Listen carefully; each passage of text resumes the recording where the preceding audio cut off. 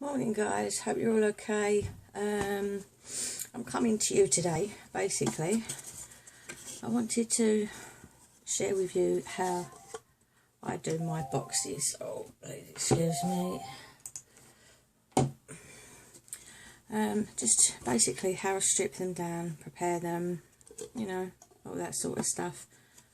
So let's get cracking, because I do only have my phone. So what I do first, I mean everybody does their boxes differently, so I just wanted to share with you how I do mine. If it gives you a bit of inspiration and a bit of help on anything, then you know, you may even find an easier way to do this. I may be doing it the hard way, so we can all share comments and, you know, help each other out. That's what it's about. What we're going to do first, all I do is get a little plastic bag. All the bits that I take off the boxes, place in now. Oh blimey, this has got a lot on.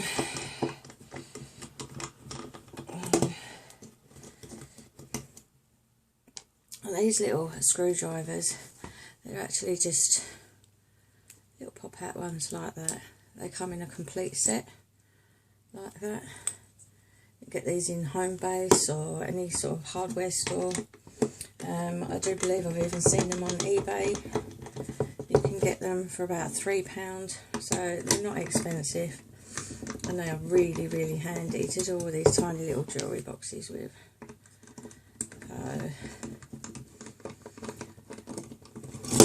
As I said, we all do these differently, I know. Some people don't strip them down, they just paint over all the hinges. But some of these have got quite nice, cute little hinges on, so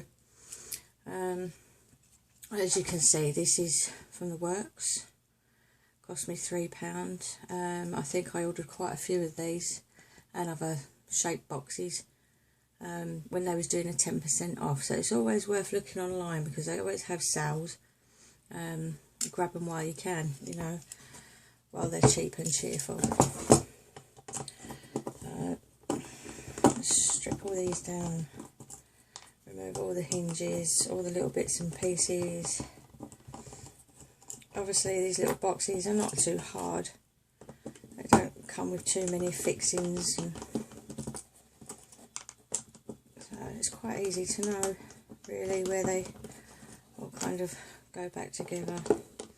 I even removed these bits that will be holding the picture in the back, because I want to obviously paint around the edges of these as well. So it might be an idea, I don't know if you're going to, obviously if you've got a paper in mind that you want to cover the box with, or whether you're just going to paint it. Kind of, you know, make a decision first on what your ideas you want to do with it. And this one doesn't want to come out. That's typical, isn't it? Come on, out you come. That's it. Alright, so again, just put all these little bits and pieces in a bag. None get lost. You're not going to lose any screws. And just put them to one side while you prepare your box. Like so. There we go. Let's take that bit off there. Stick that down, and then that's not going anywhere. Like so. And then just literally, that is actually glass. So just take the needles out of there. And there you have your box stripped down with no pieces on. All I do is I take a very, very fine piece of sandpaper, very fine. This is only a grit 2, so very, very fine. And then all I do is, because of these cheap boxes, they don't seem to be finished off very well. So I will just go round very lightly on all the edges and take off any rough bits, you know, that are on there. There's splinters, and you don't have to go very hard with these at all. See, that bit there has not been finished off very well. Literally just a quick rub like that, it's done. I just like to go around the edges, because you can get, if you run your fingers across them, you tend to get a lot of splinters where they're not finished off properly.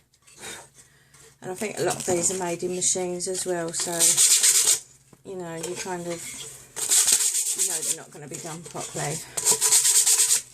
So just give it a quick rub around the edges like so.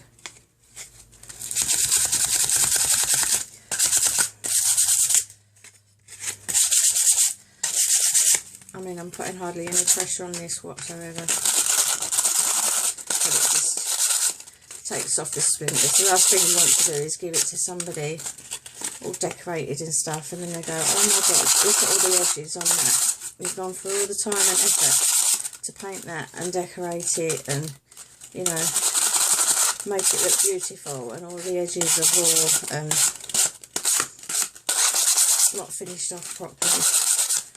So it's worth just taking that 2 extra minutes. There you go, done. See, tiny little bit across the bottom there. So that's finished off. There we go, done. Edges are all nice and finished. Then we can get on with preparing a box. How many minutes am I on? Okay. So what I would normally do is take, let's clear this out of the way. See, that's all the little splinters and bits that come off. Get that moved out of the way. Depending on what you want to do with this, I would advise really to cover it with a coat of gesso first. Simply because the gesso helps when you're painting it or putting paper on it, anything like that, it helps to lock it down to the wood and gives it a really nice finish. But this one I'm going to cover with paper. So all I'm going to do is, I have a colour here that I called Latte, and it's just like a sort of browny cream colour that goes with the paper that I'm going to cover it in. I mixed that up myself with just a tiny little, using the acrylic paints from the works. They're cheap, they're cheerful, and they work well on these wooden boxes. Obviously white and just a tiny little drip of brown went in there. So, and then all I've got is a plastic sheet like that I just use to put dobs of paint and things on, so it doesn't get all your work surface in a mess. Just blob a bit of paint on there like that. Move this camera down a bit more, you might be able to see better what I'm doing. Then I will take a fine paintbrush, a very tiny paintbrush like this. Obviously I do for more detailed areas, you know, when you're going around the edges of a frame, things on there. And then I would just use a larger brush like that to go around bits like this, you know, the larger boxes. And I don't need to cover all of it, I just literally need to go around the edges. So, and you don't really have to be too careful with these either.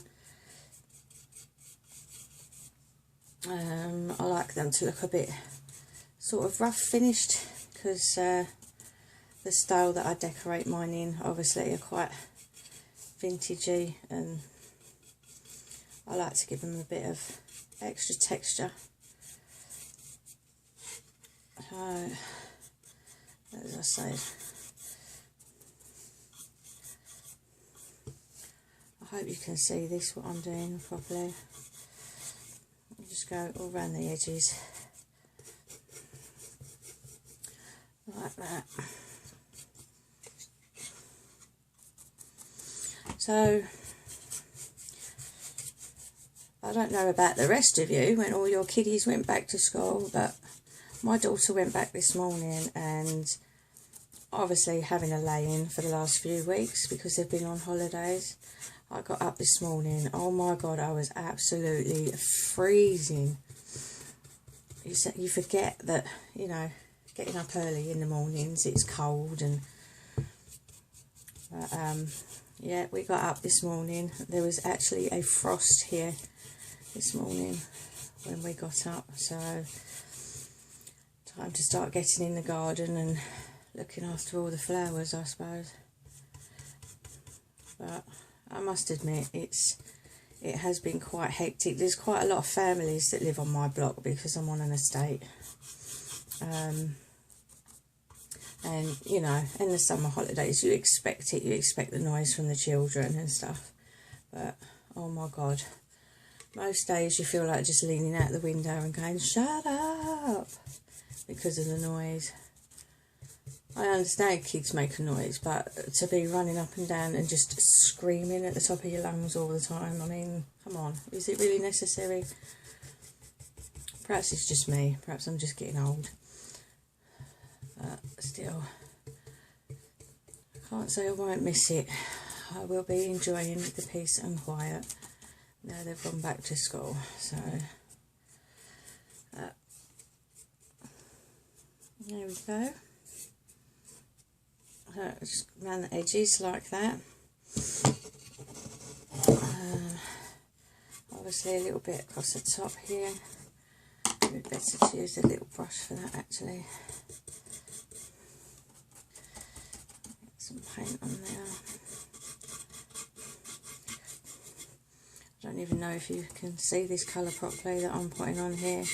Perhaps it would have been better to use a different colour to actually show yourselves what I'm doing. I will go in sort of like all the nooks and crannies where the hinges are, if you can see that there. I will go in all these bits. But, you know, just be careful, don't put too much paint in there, because obviously you've got to screw the hinges back on, and you want them to actually screw back on and, you know, not be covered in so much paint that you can't get it back on there. And this acrylic paint does dry very, very quickly. So, here we go. I will do the inside bit of that once that's dried. And then, yeah, and then as I say, with these smaller ones, obviously, it just take a bit of time and effort. You know, I can't actually put paper on these ones, on this lid here, because of the decorative frame that's on the top. So just take a bit of extra time, because it will just be left painted. And if you take your time and effort over it, it'll be worth it in the end when you see the results.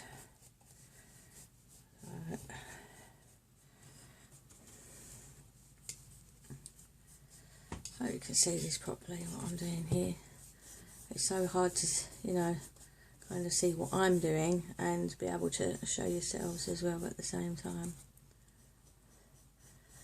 But, so anyway, I'm going to finish this all off camera, and once I've finished painting and it's dried, then I will be back in a while to show you what else I do with it and how I cover it with some paper. Okay, so hope you've enjoyed that so far. Please leave a comment and I'll speak to you soon. Bye for now.